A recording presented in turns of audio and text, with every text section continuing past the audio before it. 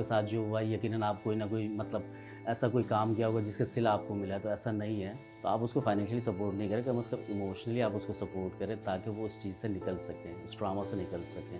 Financial support का मतलब ये नहीं कि उनके हाथ में कुछ दे दें, क्योंकि उनको उनके अंदर जो एबिलिटी है उसको उसको देखें, उसको निखारें। मतलब सही नहीं होगी, लड़की खराब होगी इसलिए उसके साथ ऐसा हुआ है।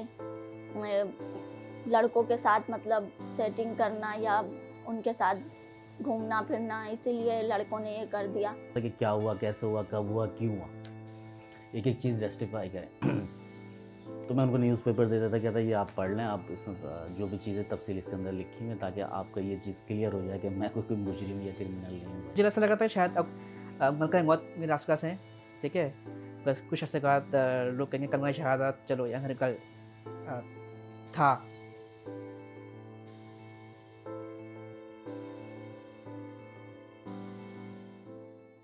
मेरा नाम मोहम्मद उस्मान है और मैं एक एसिड सर्वाइवर हूँ और मेरे साथ ये वाक़या 2021 19 अगस्त को पेश आया था, 10 मुहर्रम वाले दिन।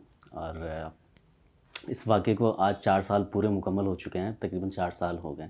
हादसे से पहले मैं एनजीओज़ पे जॉब करता था, जहाँ पे मैंने 12 साल जॉब किए हैं और इसके अलावा मैं इंस्टीट्यूट पे टीच करता था, जिसमें आईटी वगैरह में पढ़ाता था। और देन उसके बाद फिर ये हादसा हुआ। हादसे के तकरीबन 3 साढ़े 3 साल बाद फिर मैंने जॉइनिंग की और दोबारा ही वेलफेयर पे ही जॉइन किए, जो एनजीओज़ हैं, और मैं उनके साथ काम कर रहा हूँ। अक्सर लोग मुझसे ये पूछते हैं कि यार तुम्हारे अंदर ना सब्र और बर्दाश्त बहुत ज़्यादा है, क्योंकि हादसे से पहले जो तुम्हें टॉर्चर हुआ है वो अलग था। उसके बाद फिर तुम्हारे साथ जो चीज़ें हुई हैं और 4 साल तक इसको बर्दाश्त करना, इतने सारे सर्जरीज़, फिर जॉबलेस रहना और फिर इन माहौल में मतलब इन सब चीज़ों को फ़ेस करना। लेकिन ये था कि हमने तुम्हें देखा कि मतलब तुम्हें कभी हमने परेशान नहीं देखा। मेरा आई जो था वो ऑलमोस्ट कराची के तमाम हॉस्पिटल से रिजेक्ट हो गया था कि आपकी आई कभी सही नहीं हो सकती थी। ठीक है? और अभी 6 महीने पहले मेरे आई का ऑपरेट हुआ और अल्हम्दुलिल्लाह उस आई से मैं देख सकता हूँ इस वक़्त। यानी कि मेरे 2 आई में से 1 आई लॉस हो गया था, जो मतलब जब मेरे साथ हादसा हुआ था उसी वक़्त डॉक्टर्स ने कहा था कॉर्निया लॉस हो गया, और वो नॉन स्टॉप मैं इलाज करवाता रहा और बिल आखिर वो 3 साढ़े 3 साल बाद जाके मेरा विज़न वापस आया। तो सब कहते हैं कि तुम सब्र और बर्दाश्त कर रहे थे, जिसका सिला अल्लाह ताला ने तुम्हें दी है कि आज तुम दोनों आँखों से देख सकते हो।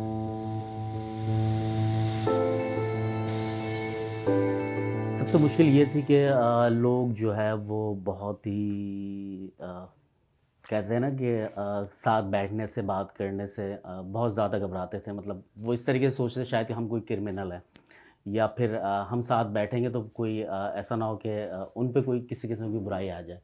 तो वो मतलब लोग जो है वो बहुत अवॉइड करते थे मिलने से, बैठने से, बात करने से, वो दूर रहना ही पसंद करते थे। तो चूँकि मैंने 3 साल जो है वो, अगर हकीकत बात बताऊँ तो मैं अपने रूम में आइसोलेट होता था और बस दीवारें होती थी, और क्योंकि बात करने वाला कोई नहीं होता था। जो मेरे क्लासमेट थे, मेरे ऑफ़िस कलीग थे और भी बहुत सारे लोग थे, वो सब ने मुझे ब्लॉक लिस्ट पे डाल दी। कोई मुझसे बात नहीं करता था। उसकी सिर्फ़ वजह ये थी क्योंकि मैं टोटली डैमेज था। जब हादसा हुआ उस वक़्त मेरा कि वेट 80 केजी ऑन एवरेज मेरे ख़्याल में 80 के करीब-करीब था। और जब हादसा हुआ, हादसे के विदिन डेज़ जो है वो 50% जो है वेट मेरा लॉस हो गया था और मुझे नज़र आता नहीं था। 1.5 साल तक तो मुझे ये नहीं पता होता था कि सामने ग्लास है या कोई मतलब ज़्यादा 1 से 1.5 फीट मुझे नज़र आता था, इससे ज़्यादा मुझे नज़र नहीं आता था। तो खाना-पीना मेरे लिए बड़ा मुश्किल होता था। 1.5 साल तक मेरी वालिदा ने मुझे खाना खिलाया और मैं शावर नहीं ले सकता था। शावर मैंने लिया था 2 साल बाद, क्योंकि मेरा ट्रीटमेंट चल रहा था। और फिर आज जब सोचता हूँ कि मैं आज जॉब भी कर रहा हूँ और अभी पिछले महीने मेरा सिन टूर था ऑफ़िस की तरफ से, तो हम टूर उस पे गए हुए थे कुछ प्रोजेक्ट्स के हवाले से। तो शौक रहता हूँ कि आज सारी चीज़ें नॉर्मल है, जैसे पहले था उससे बेहतर है। मेरे साथ जो वाक़या हुआ ना, मैं किसी से डिस्क्लोज़ करता हूँ तो वो अमूमन ये समझते हैं शायद मैं झूठ बोल रहा हूँ। तो मुझे इस चीज़ को जस्टिफ़ाई करना बड़ा मुश्किल होता था, चूँकि मेरे अगेंस्ट जो था वो मेरी मिसेस थी, साबिका बेगम थी मेरी। तो मैं शुरू में बहुत क्योंकि ज़ाहिर है एक तो मैं एक हादसे से गुज़र रहा था, ऊपर से ये ट्रॉमा था, मेंटली तौर पे मैं डिस्टर्ब था और मुझे फिर जस्टिफ़ाई करना पड़ता था कि ये सारी चीज़ें हैं, तो कोई यकीन करने के लिए तैयार नहीं हो सकता। मतलब होता था कि एक औरत इतनी ख़तरनाक हो सकती है। तो मुझे बाकायदा सबूत देना पड़ता था। तो मैंने जब सबूत दिए और सारी चीज़ें दी हैं, तो फिर जाके पता चला कि वाक़ई में जो है वो अ, मज़लूम हूँ, मैंने ऐसा कुछ भी नहीं किया। मेरे साथ मुसलसल जो है वो 2 साल, ढाई साल तक टॉर्चर चलता रहा। उसके नतीजे में ये निकला कि बिल-आखिर मुझे एसिड से उन्होंने जलाया।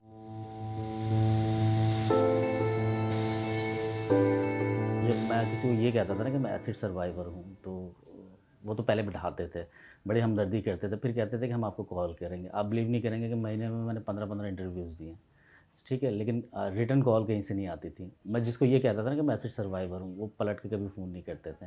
देन फिर मैंने फ़ैसला किया कि मैं किसी के साथ डिस्कस नहीं करूँगा कि मैं एसिड सर्वाइवर हूँ। उसके बावजूद भी मैंने 1 साल तक नॉन स्टॉप इंटरव्यूज़ दिए हैं, ठीक है। वो सब ये कहते थे कि हमें आपकी ज़रूरत है, हम आपको बताएँगे, लेकिन फिर आपका ये फेस, क्योंकि उस वक़्त बहुत ज़्यादा डैमेज था मेरा फेस। एक आई से मुझे नज़र नहीं आता था, तो और भी प्रॉब्लम्स थी मेरे साथ, तो मैं बाइक भी नहीं चला सकता था उस वक़्त। तो वो फिर कहीं न कहीं बहाना निकालते थे ना कि आपके पास बाइक नहीं है या आप बाइक नहीं चला सकते हैं, और फिर इस तरीके से हैं, तो बड़ा मुश्किल टाइम था। और जब मैं सही हो गया, मतलब इतना हो गया कि अब इतना पता नहीं चलता, तो अब वो ये कहते हैं कि अब कहीं भी जाता हूँ तो वो कहते हैं कि हमें आपकी ज़रूरत है, आप आ जाएँ हमारे पास काम करें। लेकिन अगर आज से हम बैकवर्ड डेढ़ साल पहले जाते हैं, तो हर बंदा ना मुझे कहता है ना कि वो बिल्कुल डीपली जाता था कि क्या हुआ, कैसे हुआ, कब हुआ, क्यों हुआ? एक-एक चीज़ जस्टिफ़ाई करें। तो मैं उनको न्यूज़पेपर दे देता, कहता ये आप पढ़ लें, आप इसमें जो भी चीज़ें तफ़सील इसके अंदर लिखी हुई हैं, ताकि आपका ये चीज़ क्लियर हो जाए कि मैं कोई मुजरिम या क्रिमिनल नहीं हूँ भाई। मेरे साथ वाक़या हुआ है, इन लोगों ने मेरे साथ किया है, ये लोग आज जेल में है, बाकायदा आप आर्टिकल या न्यूज़पेपर ये सारी चीज़ें देख सकते हैं। तो मुझे इस तरीके से जस्टिफ़ाई करना पड़ता था कि मैं भाई मुजरिम नहीं हूँ, मैं सिर्फ़ हादसे का शिकार हूँ, लेकिन लोग फिर भी मुजरिम समझते थे।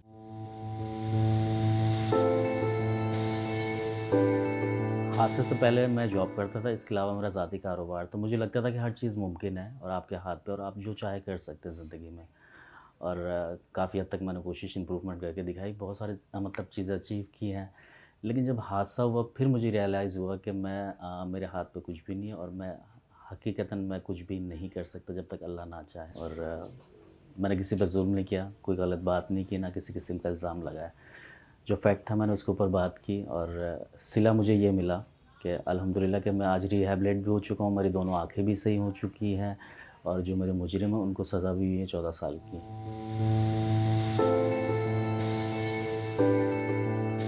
देखिए, जुर्म करने वाले ना हमेशा ये समझते हैं कि हमने जुर्म कर ली और हमारे रिसोर्सेज हैं, और पीआर है, हम स्ट्रॉन्ग है, सियासी ताल्लुकात हैं, हम कुछ भी कर सकते हैं, जबकि ऐसा कुछ भी नहीं है। मैं एक शेख सादी को पढ़ रहा था, जिस पर उन्होंने जुमला लिखा हुआ था कि मैं अपनी पूरी ज़िंदगी उस शख्स को ढूँढता रहा जो मुझे कभी नहीं मिला, जिसने जुल्म किया और अल्लाह के पकड़ से बच गया हो। तो इन शॉर्ट ये है कि अगर आप किसी के साथ जुल्म करते हैं, तो ये सोच लीजिएगा आपकी पकड़ दुनिया में भी होगी और आखिर में तो है ही है। तो करने से पहले एक दफ़ा ज़रूर सोच लीजिएगा, जिसको तकलीफ़ पहुँचाते हैं उससे ज़्यादा तकलीफ़ आपको होगी। अगर आप बर्दाश्त कर सकते हैं तो आप फिर सिलसिला जारी रखें, वरना फिर जो है वो लोगों को तंग ना करें।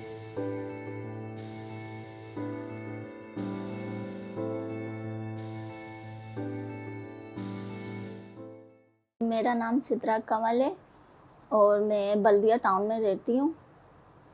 और घर में मेरे 2 बच्चे हैं, 2 बेटे हैं और मेरे शौहर हैं। देखा जाए तो जब यह हादसा हुआ था मेरे साथ, तो मैं सब कुछ भूल गई थी। मतलब मैं बाहर नहीं जाती थी, ना कुछ करती थी, घर में ही बस ऐसा लगता था मेरा सब कुछ ख़त्म हो गया, अब मेरी ज़िंदगी में कुछ भी नहीं बचा। लेकिन फिर जब मैंने अपने बच्चों को देखा, वो मुझसे प्यार करते थे, सब बातें करना, मम्मा आप सही हो जाओगी, मतलब बच्चे तसल्ली देते थे। तो उन बच्चों को देखकर ही मैंने जीना सीखा। मैंने कहा ऐसा लगता है अल्लाह पाक ने मुझे ज़िंदगी मेरे बच्चों के लिए दी है, वरना इस हादसे में बहुत से लोग दुनिया से चले गए और बहुत से लोग ऐसे हो गए जो बिल्कुल मतलब मोहताज हो गए। लेकिन अल्लाह ने मेरे हाथ पाँव सलामत रखे, मैं अपने बच्चों के लिए कुछ कर सकूं, इसलिए उन्हें देखकर मुझे जो है ना हिम्मत मिलती है अपने बच्चों से।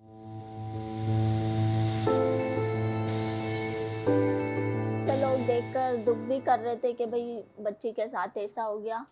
और फिर जब मैं हॉस्पिटल में थी, 2 महीने में हॉस्पिटल में रही हूँ। वहाँ से जब मेरी छुट्टी हो गई, फिर मैं अपने घर गई, तो जो पहले मिलते थे दोस्त हो गई, मतलब कंपनी में भी बहुत सारी दोस्तें थी। मैं अपनी सैलरी लेने गई कंपनी, तो मतलब इतने अजीब नज़रों, जो मेरे साथ बैठकर खाना खाते थे सब था, वो सब इतने अजीब नज़रों से देख रहे, मतलब मुझे वहाँ रुकना 1 मिनट भी मुझे बिल्कुल अच्छा नहीं लगा। मैंने अपनी सैलरी भी नहीं ली, मैं वापस आ गई। मैंने कहा नहीं मुझे नहीं चाहिए सैलरी। मैं घर आई, मैं इतना रोई, मैंने कहा अम्मी मेरी दोस्तें थीं वो और मेरे साथ उठती बैठती थी, और मैंने कहा आज वो देखकर मेरे से उन्होंने मुँह फेर लिया। ये भी नहीं पूछा कि सिद्रा कैसी हो तुम, क्या हुआ था, अब तुम क्या कर रही हो, क्या नहीं कर रही। मैंने कहा कोई बात नहीं करी मेरे से, और बातें बनाना, लोग कह रहे कोई मतलब सही नहीं होगी, लड़की ख़राब होगी इसलिए उसके साथ ऐसा हुआ है। लड़कों के साथ मतलब सेटिंग करना या उनके साथ घूमना फिरना, इसीलिए लड़कों ने ये कर दिया। मतलब सुनने में तो इंसान के बहुत सी बातें आती हैं। मैंने कहा ज़रूरी नहीं है हादसे उन्हीं के साथ हों जो ख़राब हों। मैंने कहा अच्छे बुरे सब हैं दुनिया में, सबके साथ कुछ भी हो सकता है। जब इंसान को खुद को अंदर से पता हो ना कि मैं सही हूँ, तो फिर चाहे कोई कुछ भी कहता रहे, उनसे फ़र्क नहीं पड़ना चाहिए। पहले मैं बहुत रोती थी सुनकर कि यार मैं तो सही थी, उस लड़के ने ऐसा किया, लोग मुझे ख़राब बोल रहे हैं, मेरा उनसे कोई वास्ता नहीं था। अब सोचना छोड़ दिया क्यों कि इंसान ये सोचे अगर आज उसके साथ ऐसा हुआ है, तो अगर हम उस पर हंसी उड़ाएंगे तो कल ये हमारे साथ भी हो सकता है।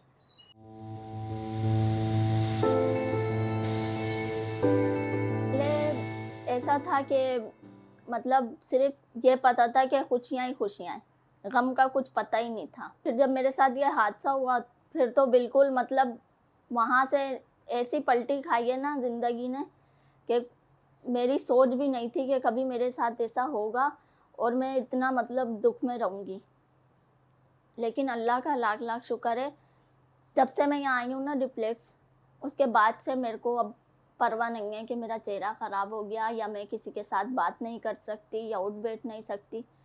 कहीं भी खड़े हो जाओ ना, 5 से 6 लोग तो लाज़मी पूछते हैं आपके साथ क्या हुआ है, आपके साथ क्या हुआ है। मतलब बता बता के अब तो आंसू भी सूख गए, आंसू भी नहीं आते कि हमारे साथ हुआ क्या था। हमें तो खुद नहीं याद आ रहा कि हमने ऐसा क्या किया था जिसकी वजह से ये सब हो गया।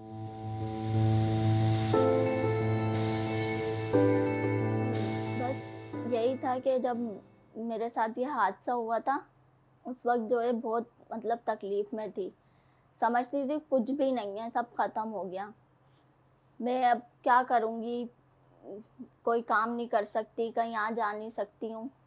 तो बस मैं यही कहूँगी सबसे ज़्यादा खुशी मुझे उसी वक्त हुई थी जब मेरे बेटे ने मुझे हौसला दिया। मेरा बेटा 3 साल का था उस वक्त, उसने मुझे प्यार किया ना, मैं समझती थी। और जब मेरी सर्जरी, पहली सर्जरी हुई थी, आप यकीन मानो मैंने जब अपना चेहरा शीशे में देखा तो मैंने अपनी अम्मी से हाथ छुड़वाया और मैं भाग कर गई। मैंने कहा मैं मर जाऊँगी, मैं रोड पर भाग गई थी। मेरी अम्मी वहाँ से मुझे पकड़ कर लाईं। लेकिन जब फिर मेरे बेटे ने हौसला दिया ना, बस उसी की वजह से जो है ना हँसना बोलना आया है। इंसान आगे बढ़ता है, कुछ भी हादसे हों या मतलब कोई भी इंसान को तकलीफ़ हो, इंसान जीना तो नहीं छोड़ता, उसके अंदर फिर भी जीने की उम्मीद होती है कि अल्लाह पाक मैं अभी कुछ दिन और जीऊँ। तो यही कहना चाहूँगी कि कोई भी तकलीफ़ है, कुछ भी है, कोई भी परेशानी है, इंसान को हार नहीं माननी चाहिए। इंसान हमेशा यही सोचे कि नहीं हम भी किसी काबिल हैं और आगे चलकर हम भी कुछ कर सकते हैं।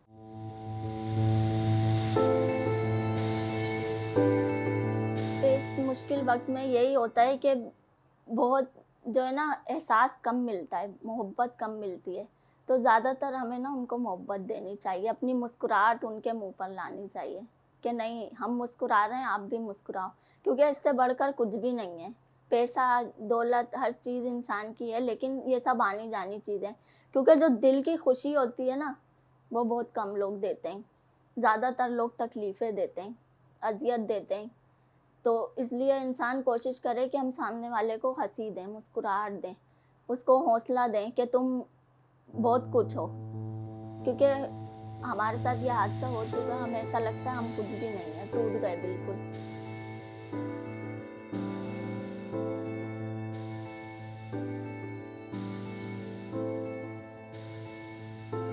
एक हादसा मेरे साथ रुकवा हुआ था 2016 में। एक लड़के ने मेरे चेहरे पर तेज़ाब फेंक दिया था तेज़ाब फेंकने के बाद वो फरार हो गया, भाग गया। लेकिन उस तेज़ाब ने मेरी आँखें, मेरा जिस्म, मेरा चेहरा तो जला दिया, लेकिन शायद वो तेज़ाब जो मेरे अंदर का जो पागलपन था ना, एक जुनून जुनून था, वो नहीं जला सका। इस इंसिडेंट के बाद जैसे एक बर्फ़ का टुकड़ा आप हाथ में रखें, इसको मेल्ट होता है आहिस्ता-आहिस्ता। मेरा चेहरा, मेरी आँखें इसी तरीके से मेल्ट होकर पानी के साथ बह रही थी और ज़ाहिर है तकलीफ़ हो रही थी मुझे। बताने का मकसद ये नहीं है कि मैं आप लोगों को तकलीफ़ में ले आऊँ या आप लोगों की आँखों में आँसू लेकर आऊँ, ऐसा नहीं है। बताने का मकसद ये है कि अब क्या करना चाहिए मुझे। जब ये इंसिडेंट मेरे साथ हुआ तो मुझे ऐसा लगा था शायद अब मलका मौत मेरे आस-पास है, ठीक है? बस कुछ अर्से के बाद लोग कहेंगे कलमा शहादत चलो या मेरे कल अ, था। मेरा नाम अहमद इकबाल है और मेरा ताल्लुक़ कराची पाकिस्तान से है। अल्हम्दुलिल्लाह मेरी क्वालिफ़िकेशन मैंने इंजीनियरिंग की है, सॉफ्टवेयर इंजीनियरिंग, और आफ्टर सॉफ्टवेयर इंजीनियरिंग मेरे साथ एक इंसिडेंट हो गया। अहमद इकबाल अ, क्या है, क्या था और आजकल क्या कर रहा है? जो आप मुझे देख रहे हैं और मेरे जो चेहरे को जो ब्लैक ग्लासेस हैं, आप लोग को नज़र आ रहे होंगे, तो इसका मतलब ये है कि मुझे नज़र नहीं आता, आई एम विजुअली इम्पेयर्ड। लेकिन अल्लाह का शुक्र है कि मैं वो काम कर सकता हूँ जो वो लोग जो देख कर भी नहीं कर सकते। मिसाल के तौर पर मेरी स्ट्रेंथ, अ, मैं अच्छा शेफ़ हूँ, मैं अच्छा खाना पका सकता हूँ, मैं अच्छा बोलता हूँ, मैं एक मोटिवेशनल स्पीकर हूँ, ठीक है? मैं अपना कारोबार कर रहा हूँ, एआईसी अहमद इंटरैक्टिव कॉर्पोरेशन मेरी कंपनी है, ठीक है? इसका मैं चेयरपर्सन हूँ और इसके अलावा हर वो काम जो मैं समझता हूँ कि दूसरे नहीं कर सकते, मैं वो करने की कोशिश करता हूँ। मिसाल के तौर पर अ, लोग कहते हैं कि यार म्यूज़िक मुश्किल है, गिटार बजाना मुश्किल है। जब मेरे दोस्तों ने कहा था यार ये तो कोई मुश्किल काम है, मैंने कहा ये काम तो करना है, मुश्किल ही तो करना है। मैंने गिटार उठाया और म्यूज़िक स्टार्ट कर दिया मैंने। तो मैं अपने आप को वाक़ई एक हीरो समझता हूँ, ठीक है? और हर जगह जहाँ पे जाता हूँ लोग मुझे देखकर मोटिवेट होते हैं। लोग कहते हैं कि यार इतना बड़ा सानिया तुम्हारे साथ हो चुका है, इतना कुछ हो चुका है, आज भी तुम खड़े हो, कैसे खड़े हुए हो? मैं खड़े होकर दिखा देता हूँ, ऐसे खड़ा हूँ मैं, कि मुझे किसी की कोई परवाह नहीं है, ठीक है? जो मैं करना चाहता हूँ, मैं करता हूँ, ठीक है? मुझे डर नहीं है, मुझे नहीं पता कि जो है ना मेरे आगे ज़िंदगी में क्या होने वाला है, लेकिन मुझे इतना पता है कि मैं आज क्या हूँ, अभी क्या हूँ, आगे क्या कर सकता हूँ और मैं करता हूँ।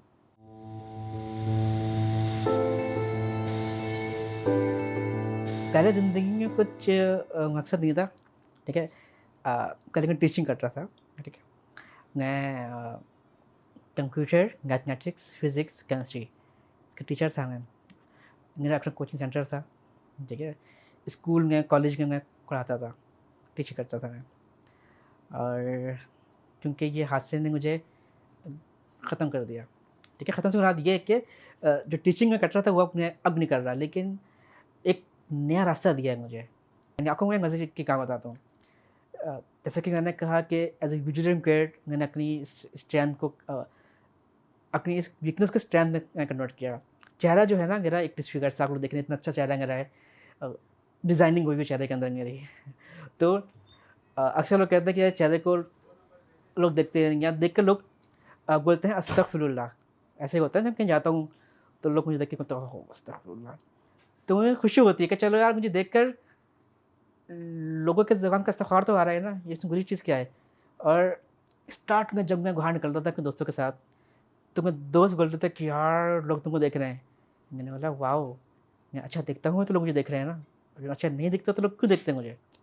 हर चीज़ के अंदर एक पॉज़िटिव थिंग। मैंने थिएटर किया। मैंने कहा इस चेहरे को ना मुझे लोगों के सामने लेके आना है मुझे, ताकि ना कॉन्फिडेंट लेवल और बिल्ड हो मज़ीद। थिएटर किया मैंने, ठीक है? थिएटर के अंदर बेस्ट एक्टर का अवार्ड भी लिया, ठीक है? मैंने अपनी एक्टिंग से लोगों की आँखों में आँसू लेकर आ गया था मैं। फिर एक एक्टर ने ऐसा किया कि लोग हँस-हँस के जो है ना लोट-पोट हो गए थे। तो मैंने अपनी इस चेहरे को भी जो है ना अपनी स्ट्रेंथ बनाई।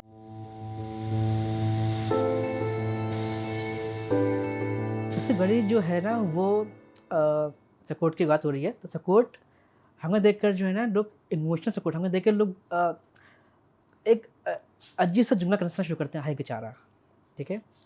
और अपने बच्चों को छुपा लेते हैं, ठीक है। कहीं ऐसा भी होता है कि लोग हमें अपने प्रोग्राम्स के अंदर इन्वाइट नहीं करते, लोग देख के होते हैं क्या बोलेंगे। सबसे बड़ी चीज़ ये है कि ये जो इमोशनल सपोर्ट है ना, ठीक है, इसको जो है ना हमें अपने अंदर लेके आना है। कि अगर आप किसी ऐसे लोगों को देखें जिनका चेहरा कहीं जला हुआ है, कुछ भी हो, तो उनको देखकर आप उनको नेगलेक्ट नहीं करें, आप उनके सामने एक अच्छे से स्माइल दे दें, ठीक है।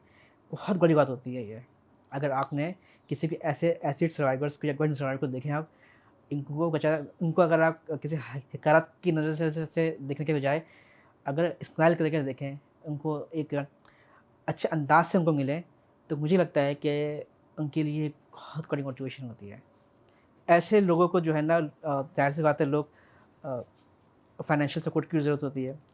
फाइनेंशियल सपोर्ट की मतलब ये नहीं कि उनके हाथ में कुछ दे दें, क्योंकि उनको उनके अंदर जो एबिलिटी है उसको देखें, उसको निखारें और उसके ज़रिए आप उनको आगे लेकर आएँ। नौकरियाँ दें उनको, ऐसे ऐसे लोगों को, ऐसे लड़कियों को काम कराएँ इनको, ताकि ये माशरे में फ़ख्र के साथ रह सकें, सर उठा के जी सकें, ना सिर्फ सर झुका के जिएँ।